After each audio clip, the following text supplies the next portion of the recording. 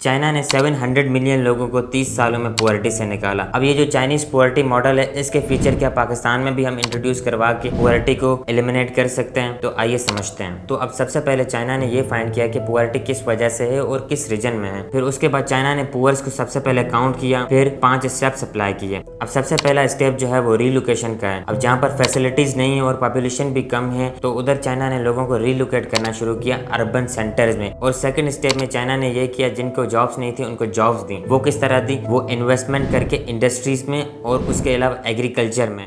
अब तीसरे स्टेप में चाइना ने एजुकेशन के ऊपर ध्यान दिया। अब जिन लोगों के पास एजुकेशन की फैसिलिटी नहीं थी और एजुकेशन की वजह से पुअर थे, तो वहाँ पे उन्होंने स्कूल्स बनाए और लोगों को पढ़ाया लिखाया। अब ये जो फोर्थ स्टेप है, ये हेल्थ केयर से रिलेटेड है। जहाँ पर हेल्थ की फैसिलिटीज नहीं, वहाँ पर चाइना ने हेल्थ की फैसिलिटीज प्रोवाइड की। अब हम 5वें स्टेप की तरफ आ जाते हैं। 5वां स्टेप सोशल सिक्योरिटी का है। अब चाइना ने सोशल सिक्योरिटी प्रोवाइड की सिर्फ विडोज को और उसके अलावा सीनियर सिटीजन और डिसेबल पर्सन को। अब ब्रीफली ये देख लेते हैं कि पाकिस्तान किस तरह पुअर्टी को एलिवेट किया है। अब पाकिस्तान में जो है पुअर्टी एलिवेट करने का कोई भी सस्टेनेबल प्रोग्राम नहीं है। Benazir income support programme Pakistan में ज़रूर है, मगर बेनज़ीर इनकम सपोर्ट प्रोग्राम सिर्फ इनकम सपोर्ट प्रोग्राम है जो कि डायरेक्टली पैसे देता है गरीब लोगों को। उसका कोई फ़ायदा नहीं है। अगर यही पैसे पाकिस्तान इन्वेस्ट करे रीलोकेशन करने में लोगों को, और उसके अलावा इंडस्ट्रीज़ को डेवलप करे जहाँ से जॉब्स इंक्रीज़ हो और लोगों की इनकम इंक्रीज़ हो। अगर लोगों के पास ज़्यादा इनकम होगी तो वो ज़्यादा टैक्स देने के काबिल होंगे। अगर टैक्स देंगे तो फिर उसके बाद हम चौथा स्टेप अप्लाई कर सकते हैं, जो कि गरीब लोगों को फ्री प्रोवाइड कर सकते हैं। उसके बाद ये जो बेनज़ीर इनकम सपोर्ट का प्रोग्राम है, ये डेडिकेट किया जाए सिर्फ स्पेशल पर्सन के लिए और उसके अलावा विडोज़ के लिए।